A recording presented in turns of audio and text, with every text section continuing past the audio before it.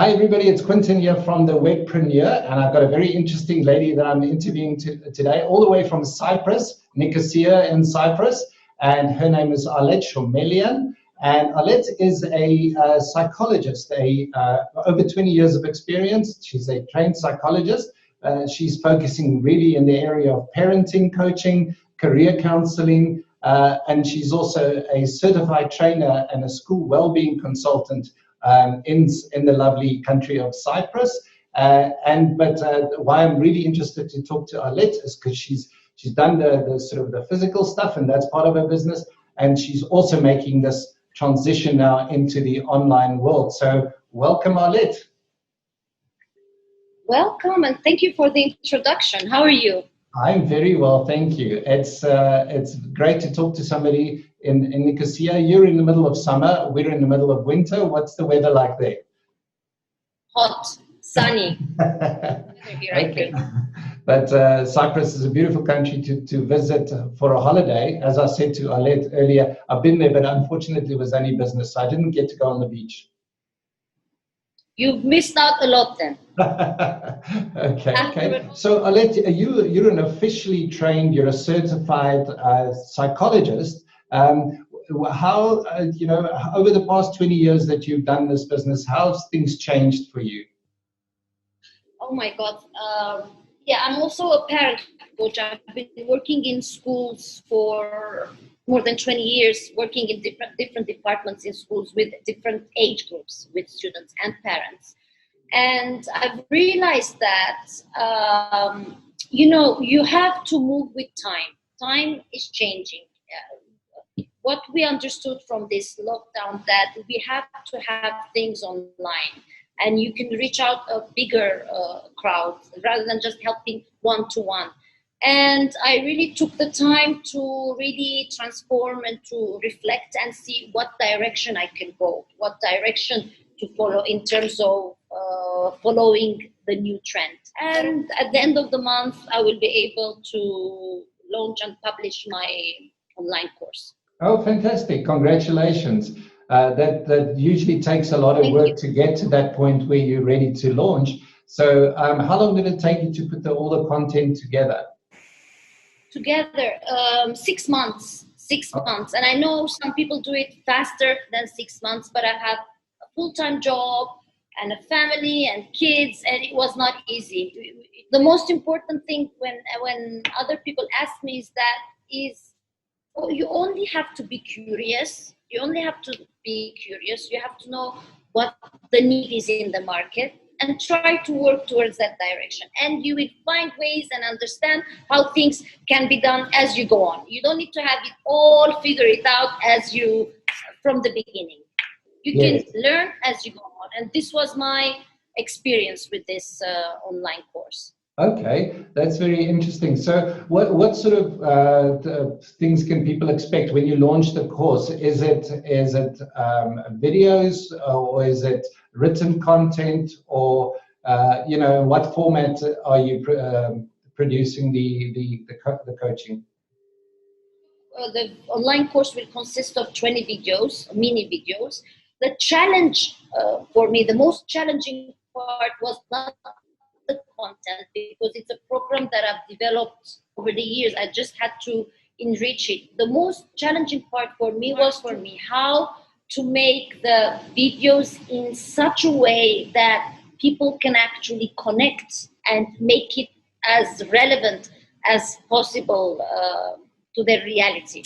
Okay, so who are you addressing in this course? Who are you trying to help? My target group is parents, but actually, because it talks a lot about self-development and self-awareness and what our triggers are, what our buttons are, and how we can replace unhealthy ways of coping with healthy ways of mechanisms, that it could also apply to any person. But this online course is mainly for parents, the parents. Okay. Yes. The overall aim, if I can say a few words, is to help parents understand the impact that they have on their children, on their children's character building, and on their children's overall well-being, and the way they handle their children, for them to be aware of their unhealthy, let's say unhealthy or reactive ways of parenting, to replace it with healthy and constructive ways, because children learn everything from us, and it's important that we are aware and we understand the way we're parenting. Yes, yes. And is it mainly for new parents, or is it for people who've got older children, maybe teenagers, maybe even over 20s? Can you still help there? Absolutely, absolutely. Actually, it's a course for all parents, grandparents, guardians, with children from any age, new parents or parents there, that have 2-year-olds or 5-year-olds. It's for teenagers, for all age groups, because there are certain things that can be done, applied through the online steps that I'm providing to parents, that can be immediately effective when parents follow the steps. Okay. And do you find that it is basically supplemental to what they're learning in school, what the kids are learning in school, the role that the parents need to play? It's a good question you're asking, because one of the things that I was really thinking about over the years is the fact that working with teenagers, I've always realized that working with teenagers, I had teenagers, a lot of teenagers come to me asking for help, counseling, confide in me and all that. And I was always saying to myself, oh my God, if I want my kids to feel safe enough to come and to tell me all these things. I would love to know all these things, to be able to help and guide. And I've always asked, but why are you not talking about these issues with your mom or with your dad? They really care about you. And always the answer is, no. Teenagers are petrified because of criticism, because of disappointing their parents. So as a result, it's almost as though they have a double life of a picture that they want the parents to see and a separate picture that they want their peers to see. I mean, I understand that when you become a teenager, your focus might be more on your peers, on your friends, and there is a little bit of gap between parents and teenagers. But I have also seen other teenagers that have been close to their parents despite everything else, because of the way they were brought up, and because they were brought up with more responsive parenting rather than reactive parenting. Yes. Because every time that a child makes a mistake, it starts from childhood. Every time that a child makes a mistake, and we react to it, and because every mistake is a big mistake,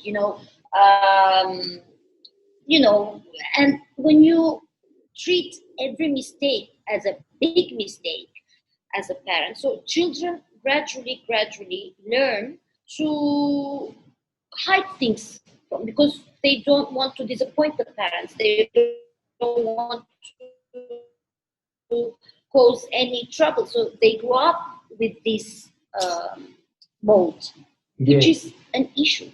Yes, it's. I think I don't know if it's just in my country, or maybe it's something that's universal in most countries, where the older parents would say, "Well, this is the way I grew up, so and look at me, I'm fine. So you guys, you just want it easy. You got this new generation, they just soft and you just want to, they just want a soft touch, and they want to be forgiven, and they want praise, and they want accolades."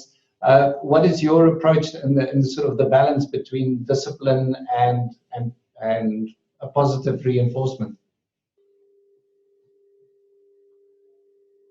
I hear about that all the time from parents. Look at me. My my parents were like this, you know, or this is how I was, but look at me, I'm fine, and there is nothing wrong with me. I hear about that all the time. And my response to that is that how is it possible that we read about things? You know, we go to university, we develop a certain skill, we start new businesses, we read again, we do trainings because we develop ourselves and our skills. How is it possible? How is it possible not to do that when you become a parent? Because it is one of the most challenging roles anybody can ever experience, to become a parent. And how is it possible? And I think it's very important that parents understand that we live our lives on autopilot. Things happen, we are on our default behaviors, we are governed by, you know, our learned built-in responses from childhood. We don't think about the way we behave. We rarely reflect and think about the way we behave. But what I'm saying to parents is that, hold on for a minute. Let's reflect and let's identify your triggers. Let's identify your own buttons, because your triggers are going to be different than mine. It's going to be different than his. Let's identify your triggers and think about it, because it's not good for your children to experience you angry all the time, or moody all the time, or reactive all the time. It's not good, because it does affect children negatively with their self-esteem, with insecurities and anxiety and so many other things that we can avoid in childhood. It comes down to awareness and the willingness to understand where you are coming from without being hard on yourself, without judging yourself. But it's important to reflect and to understand the way how you are, and evaluate if your coping skills are effective. It's not just about discipline. It could be the other way of spoiling kids and you know, smothering kids. It's so many things. Yes, yes. And I think, you know, we often hear people say, well, you know, to be a parent, it doesn't come with a manual. No one ever gives you, you know, a book when you become a parent. Or maybe there are lots of books out there, but parenting doesn't come with a manual. Is that kind of what you're trying to do with your online course, where you're saying, okay, here's a little bit of a guideline? Yes, what I'm trying to say is that, yes, it doesn't come out. It doesn't come. Nobody prepares you for the challenges of being a parent. But, you know, and I understand that mistakes are inevitable. We are all going to make mistakes, because perfection doesn't exist. We're not perfect. Our kids are not perfect. The world is not perfect. Perfection doesn't exist. And mistakes are inevitable. And the good thing is that children are resilient. They bounce back much faster than we think. But one of the things that is important when we discipline in a way that we shouldn't be disciplining or talking or handling our children is that we need to make sure that they are not building resentment inside them, that they're not internalizing things in their little world and taking things personally, because all these things will affect in the future. So the problem is not that people make mistakes and parents react and all that. We will do all these things. The problem is that when the storm is over, or when you've reacted in a way and afterwards everybody calms down, the problem is that when you don't really take the time to sit down and reflect what happened and try to make sense of what happened, and to give the opportunity to yourself and to your kids to own up, to try again, to explain things, this happened, that happened, and then to really make a mental note of it and say what happened is wrong and I should make sure that I don't do it again. So my online course provides guided tools to parents to go through all the process of when you make a mistake, or before you or how you have to reflect, how you have to deal with guilt and anger and self-care. Yeah, it helps parents and gives them the tools to be able to take them through that process. Okay, so if I can ask you maybe a difficult question, I'll put you on the spot here. Isn't if by providing this course, if I go through it, is it not going to put even more stress on me? Because now I know, oh gosh, I've learned all of these things, and I've got to apply them in the right way. And if I mess up, oh my goodness, I've ruined my child. Oh my God, are you a psychologist or something? Because when I finished writing the script, and I said to myself, oh my God, what happens when, a lot of the time parents, when they go through personal work or workshop, they start feeling anxious because they start like beating themselves up with guilt and saying, oh my God, I'm not doing what I should be doing. So I'm addressing that issue. And it's a very important point, because it's an important point for parents to realize. And I keep on mentioning in my online training, is that this course is not about pointing finger and telling parents what you're doing wrong. This course is about be gentle to yourself. You are a human being. You are work in progress. The fact that you are here and you signed up for this course, it means a lot. It means you really care and you really want to develop. So let's not go down that road, I'm good enough and not good enough, or no. So whatever feelings you're feeling, be more proactive and be consistent with your efforts, and you will see results. So I addressed that issue, and thank you for bringing that up.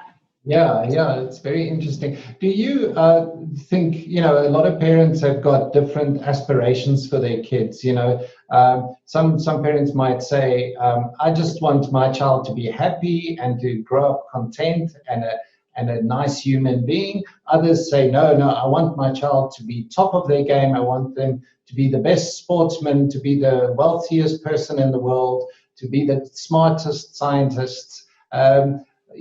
People have different goals for their kids. How do you deal with the different focuses?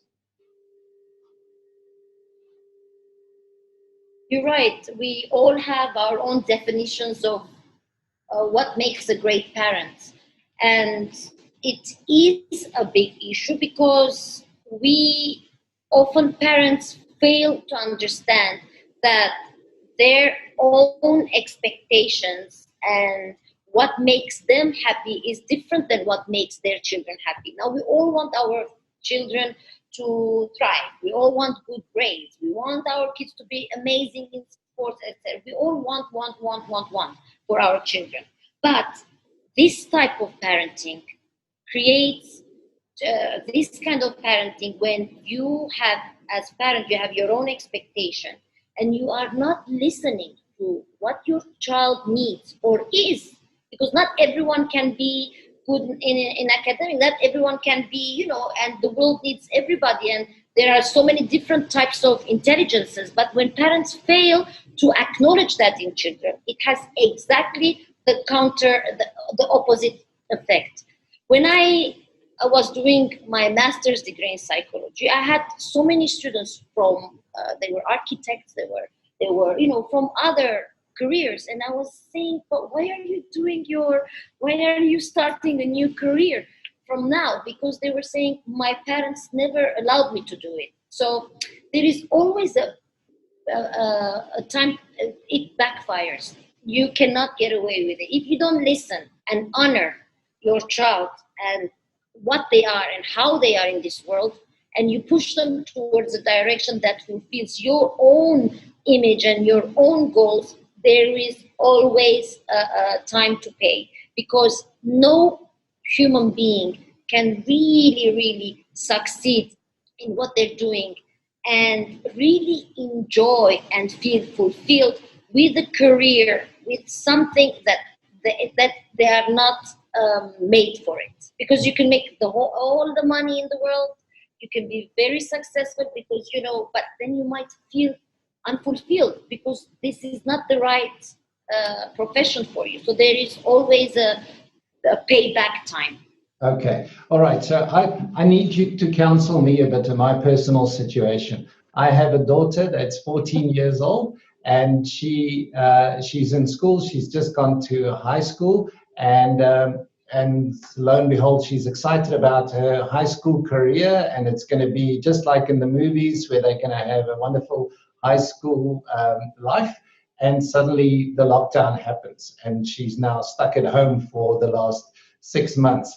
And the added stress is then there's this new dimension of online schooling, and the teachers are still struggling to get that right. And the stress is building up in her because she's not seeing friends and all of those situations. So my advice to her was not to worry about this academic year. And my wife was a little bit nervous about this counsel that I gave her, because I'm saying to her, even if it comes to the worst thing, that this year is completely lost as an academic year, why don't you go online, look for something that you can learn that you love? If it's I don't know, to learn how to do something different, or just do a Udemy course or something to that effect.